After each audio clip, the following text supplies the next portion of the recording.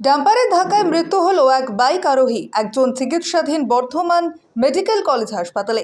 পূর্ব বর্ধমান জেলার মন্তেশ্বর থানার বসন্তপুরে ডাম্পার গাড়ির ধাক্কায় গুরুতর জখম দুই কিশোরকে শুক্রবার দুপুরে বর্ধমান মেডিকেল কলেজ হাসপাতালে নিয়ে আসা হলে চিকিৎসকেরা এক কিশোরকে মৃত বলে ঘোষণা করে, অপর এক কিশোর গুরুতর জখম। আশঙ্কাজনক অবস্থায় চিকিৎসাধীন বর্ধমান মেডিকেল কলেজ হাসপাতালে। জানা গেছে, মৃত ওই কিশোরের নাম জায়দুল শেখ, বছর 15। তার বাড়ি মন্তেশ্বর থানার ভান্ডারপুর এলাকায়। গুরুতর জখম অপর কিশোরের নাম রমজান শেখ, বয়স 16 বছর। তার বাড়ি মেমারি থানার গয়েশপুরে। এদিন সকাল 9টায় মোটর সাইকেলে চড়ে কুসুম গ্রামের দিকে যাওয়ার পথে বসন্তপুর এলাকায় ডাম্পারের ধাক্কায় গুরুতর জখম অবস্থায় তাদেরকে নিয়ে আসা হলে চিকিৎসকেরা জায়দুল শেখকে মৃত বলে ঘোষণা করে।